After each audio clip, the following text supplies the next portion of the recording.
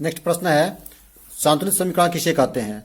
तो स्टूडेंट्स, वैसा रासायनिक समीकरण जिसमें अभिकारक और उत्पाद में शामिल तत्वों के परमाणु की कुल संख्या बराबर होती है उसे हम संतुलित समीकरण कहते हैं।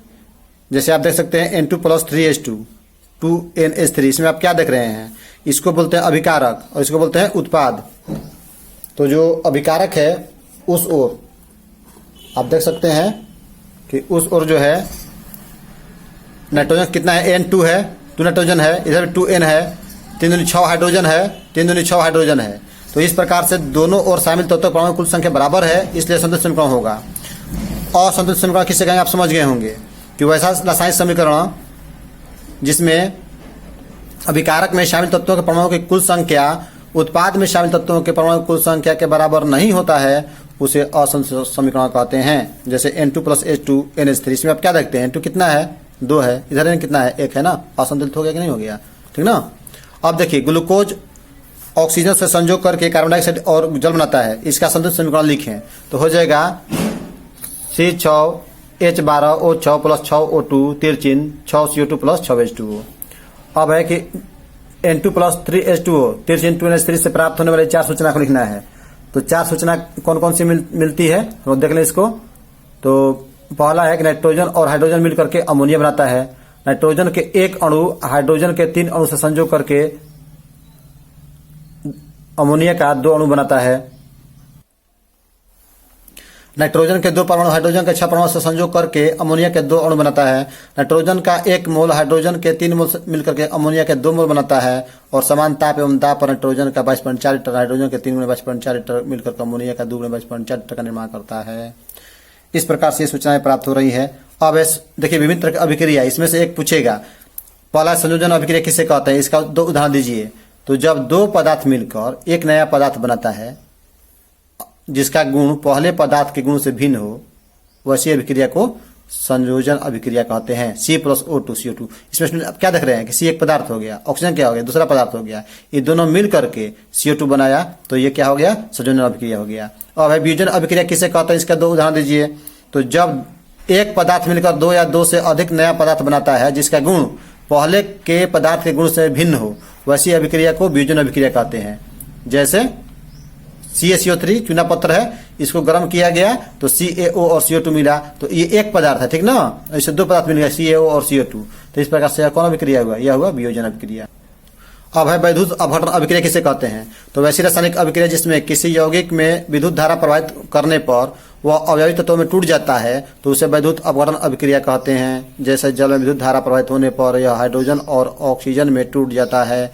2H2O तिरचिन विद्युत धारा भेजे ना तो 2 अणु मिला हाइड्रोजन का और 1 अणु मिला ऑक्सीजन का, तो इस प्रकार से यह क्या हो गया, वैद्युत अपघटन अभिक्रिया, मतलब कि लाइन भेजने पर टूट रहा है।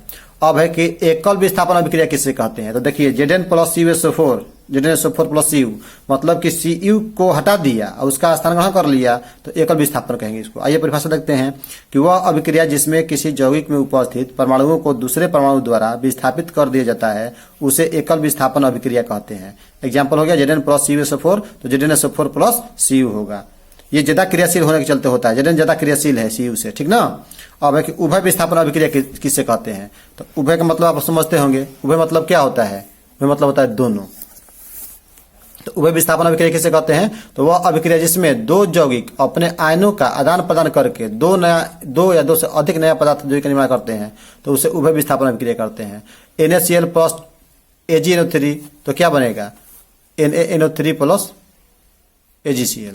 तो Na स्थान ग्रहण कर लिया Ag का और Ag कर लिया Na का, तो दोनों अपने समूह का अदला बदली करके 2 नया यौगिक बनाया, इसलिए यह क्या है, उभय विस्थापन अभिक्रिया।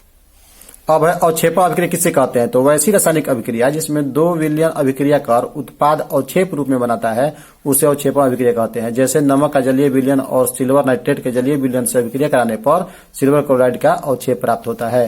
देखिए यहाँ पे एग्जाम्पल तो हो जाएगा Na प्लस AgNO3 AgCl। देखिए अवक्षेप में क्या होता है, तिरछी नीचे देते हैं, मतलब 2 विलयन हो गया, ये दोनों विलयन है, अभिक्रिया किया ना तो अवक्षेप रूप में नीचे बैठ गया AgCl सिल्वर क्लोराइड, इसलिए यह जो है अवक्षेपण अभिक्रिया हुआ। अब उदासीनीकरण अभिक्रिया किसे कहते हैं। तो अम्ल की अभिक्रिया क्षार से कराते हैं तो लवण एवं जल बनता है, इसी क्या कहते हैं, उदासीनीकरण अभिक्रिया कहते हैं। वैसी रासायनिक अभिक्रिया जिसमें अम्ल को की अभिक्रिया क्षार से कराने पर लवण एवं जल बनता है उसे उदासीनीकरण अभिक्रिया कहते हैं। इस तरह से HCl plus NaOH, NaCl plus H2O ये उसका एग्जाम्पल हो गया। पीएच किसे कहते हैं? तो देखिए स्टूडेंट यहाँ चालू करेंगे। ये हाइड्रोजन है, ये आयन है, इसका सांद्रण है, इसका व्युत्क्रम है, लॉग है, पीएच है। तो कैसे परिभाषा करेंगे? हाइड्रोजन आयन के सांद्रण के व्युत्क्रम के लघु गुणक को पीएच कहते हैं। पीएच बराबर लॉग 1/H प्लस, इसको लिख सकते हैं माइनस लॉग H प्लस। अब है कि प्रकाश रासायनिक अभिक्रिया किसे कहते हैं? तो वैसी रासायनिक अभिक्रिया जो प्रकाश की उपस्थिति में संपन्न होती है उसे प्रकाश रासायनिक अभिक्रिया कहते हैं। जैसे कहाँ होता है? पेड़ पौधा में होता है प्रकाश रासायनिक प्रक्रिया। तो 6CO2 12H2O सूर्य का प्रकाश, क्लोरोफिल भी रहेगा यहाँ पे, क्लोरोफिल रहेगा तो C6H12O6 plus 6O2 plus 6H2O। तो ये जो है प्रकाश रासायनिक अभिक्रिया हुआ। अब है कि ऑक्सीकरण अभिक्रिया किसे कहते हैं? तो वैसी अभिक्रिया जिसमें किसी तत्व या समूह में ऑक्सीजन का संयोग होता है या विद्युत ऋणात्मक तत्व का संयोग होता है या उसके अनुपात में वृद्धि होती है तो उसे हम कहते हैं ऑक्सीकरण अभिक्रिया। C plus O2 CO2। इसमें आप क्या देख रहे हैं स्टूडेंट? ये कार्बन में क्या जुट रहा है? ऑक्सीजन जुट रहा है ना, तब ना CO2, तभी ना CO2 हुआ। तो ऑक्सीजन जुट रहा है इसलिए कहेंगे हम ऑक्सीकरण। अगला प्रश्न है कि ऑक्सीजन, नाइट्रोजन और क्लोरीन विद्युत ऋणात्मक तत्व है कैसे? तो देखिए ऑक्सीजन का 8 होता है तो 2,6 होगा ना, तो अष्टक पूरा करने के लिए 2 इलेक्ट्रॉन लेगा, इसलिए ये ऋणात्मक हुआ। इसी प्रकार नाइट्रोजन की परमाणु संख्या कितनी होती है? 7 होती है। बांटिए उसको तो 2,5 इलेक्ट्रॉन हुआ। अंतिम कक्षा में कितने नाइट्रोजन का? 5 हुआ। तो 5 और 8 पूरा करने के लिए, अष्टक पूरा करने के लिए 3 इलेक्ट्रॉन लेगा, इसलिए यह ऋणात्मक है। अब क्लोरीन का देखिए तो क्लोरीन कितने होता है? 17 होता है। पूछता है टिपिकल में कि क्लोरीन परमाणु संख्या कितना है? तो 17 है। तो बांटिए इसको तो 2 8 7 हो गया। तो अंतिम कक्षा में 7 इलेक्ट्रॉन है तो 7 है तो अष्टक पूरा करने के लिए कितने इसको चाहिए? 1 इलेक्ट्रॉन दूसरे से लेगा तो लेगा, इसलिए ये भी क्या है? ऋणात्मक हुआ। अब देखिए अब अगला बतलाना है आप लोगों को कि इन समीकरणों में किसका ऑक्सीकरण हो रहा है? C plus O2 CO2। तो देखिए इसमें क्या देख रहे हैं आप? C में O2 जुटा तो कार्बन में ऑक्सीजन जुट रहा है, इसलिए ऑक्सीकरण हुआ किसका? तो कार्बन का हुआ। Mg प्लस O2 MgO, यहाँ पे 2 MgO कर देंगे, बैलेंस कर देंगे। तो यहाँ पे हम क्या देखते हैं कि यहाँ पर जो है इसमें मैग्नीशियम में ऑक्सीजन जुटा, इसलिए मैग्नीशियम का ऑक्सीकरण हो रहा है। अब एक CeO प्लस H2 में किसका ऑक्सीकरण हो रहा है? तो हम क्या देख रहे हैं कि H2 में O जुटा, इसलिए H2 का ऑक्सीकरण हो रहा है। अब एक अवकरण किसे कहते हैं? तो अवकरण में है कि वैसी रासायनिक अभिक्रिया जिसमें किसी पदार्थ या समूह में हाइड्रोजन जुटता है, ठीक ना, या हाइड्रोजन जुटे अथवा विद्युत धनात्मक तत्व जुटे तो उसे हम अवकरण कहते हैं। चूंकि हाइड्रोजन विद्युत धनात्मक तत्व है अतः धनात्मक तत्व जुटने की क्रिया को भी अवकरण कहते हैं। जैसे H2 प्लस Cl2 2HCl, इस अभिक्रिया में क्लोरीन का अवकरण हो रहा है क्योंकि जो क्लोरीन है उसमें विद्युत धनात्मक तत्व हाइड्रोजन जुट रहा है। अब रेडॉक्स अभिक्रिया किसे कहते हैं? तो वैसी रासायनिक अभिक्रिया जिसमें ऑक्सीकरण और अवकरण हमेशा साथ साथ होती है उसे रेडॉक्स कहते हैं। रेडॉक्स का अर्थ ही होता है red plus ox, red plus ox. Red means क्या होता है स्टूडेंट्स? ऑक्स मीन्स क्या होता है? तो रेड का फुल फॉर्म यहाँ पे, रेड मीन्स लाल नहीं, ऑक्स मीन्स बैल नहीं। रेड का मतलब रिडक्शन मतलब अवकरण, और ऑक्स मतलब ऑक्सीडेशन, ऑक्स मतलब बैल नहीं, ऑक्सीडेशन। यह हो गया ऑक्सीकरण, रेड मतलब रिडक्शन में अवकरण। तो दोनों अभिक्रिया साथ साथ होती है, उसी को रिडॉक्स कहते हैं। समझ लीजिए 2 Mg है ना, यहाँ पे O2 है, तो मैग्नीशियम में ऑक्सीजन जुटा तो ऑक्सीकरण। O2 किस में जुटा? तो मैग्नीशियम में जुटा, अवकरण। तो दोनों साथ साथ हुआ, रिडॉक्स हो गया। अब है 23 में कि दहन किसे कहते हैं? तो दहन में कि दहन वैसी रासायनिक अभिक्रिया है जिसमें कोई ईंधन जल करके उष्मा प्रकाश उत्पन्न करता है तथा उत्पन्न उष्मा अभिक्रिया को चालू रखने के लिए पर्याप्त होती है। C plus O2 तिरचिन CO2 plus उष्मा प्लस प्रकाश। दहन के आवश्यक शर्त कितने हैं? तो 3 है दहन के आवश्यक शर्त। कौन कौन है? पहला ईंधन या दहनशील पदार्थ की उपस्थिति, दूसरा दहन के पोषक पदार्थ की उपस्थिति और ज्वलन ताप की प्राप्ति। ज्वाला किसे कहते हैं? सुनता आप लोग ज्वाला देखे होंगे, कोई चीज जलाते हैं ना, जैसे कि मोमबत्ती जलाते हैं तो ज्वाला बनता है वहां पे, ठीक ना। ऐसे इस तरह से ज्वाला बनता है, ऐसे ऐसे मोमबत्ती जलाते हैं तो बनता है ना इस तरह से। तो ये जो है ये ज्वाला ही है। मतलब कि ज्वाला वह गैसीय क्षेत्र जिसमें कोई ईंधन जलता है। ज्वाला कितने क्षेत्र हैं? तो ज्वाला के 3 क्षेत्र हैं। कौन कौन है? तो जो पहला है केंद्रीय मंडल, दूसरा है प्रकाशमान मंडल और तीसरा है प्रकाशहीन मंडल। अगला प्रश्न है कि एलपीजी में मुख्य रूप से कौन सा गैस रहता है? तो एलपीजी में लिक्विफाइड पेट्रोलियम जो गैस है उसे मुख्य रूप से ब्यूटेन रहता है। कौन कौन? नॉर्मल ब्यूटेन और आइसोब्यूटेन। एलपीजी का उपयोग ईंधन के रूप में क्यों किया जाता है? क्योंकि एलपीजी में मुख्य रूप से नॉर्मल ब्यूटेन और आइसोब्यूटेन होता है, जो ऑक्सीजन की उपस्थिति में जल करके पर्याप्त मात्रा में ऊष्मा प्रकाश उत्पन्न करता है। जो उस उत्पन्न ऊष्मा कारण ही इसका उपयोग ईंधन के रूप में किया जाता है। C4H10 plus O2 तिरचिन CO2 plus H2, इसको बैलेंस कर लेंगे तो यहाँ पे 2 होगा, यहाँ पे 13 होगा, 13 दूनी 26 ऑक्सीजन, और 10 ऑक्सीजन यहाँ पे, और 8 दिन 16, 1016 हो गया। तो इधर भी 26 ऑक्सीजन है, इधर 16 और 10 26 ऑक्सीजन है, बैलेंस ये है। अब देखिए अति लघु उत्तरीय प्रश्न है कि रासायनिक समीकरण लिखने में अभिकारकों और प्रतिफलों को किन रूपों में व्यक्त किया जाता है? तो संकेत एवं सूत्र रूप में व्यक्त किया जाता है। अब एक रासायनिक समीकरण में अभिकारकों और प्रतिफलों के बीच तीर चिन्ह का प्रयोग क्यों किया जाता है? क्योंकि उससे अभिक्रिया की दिशा का पता चलता है। अगला प्रश्न है कि क्या समीकरण H2 प्लस Cl2 संतुलित है 2HCl? हाँ है।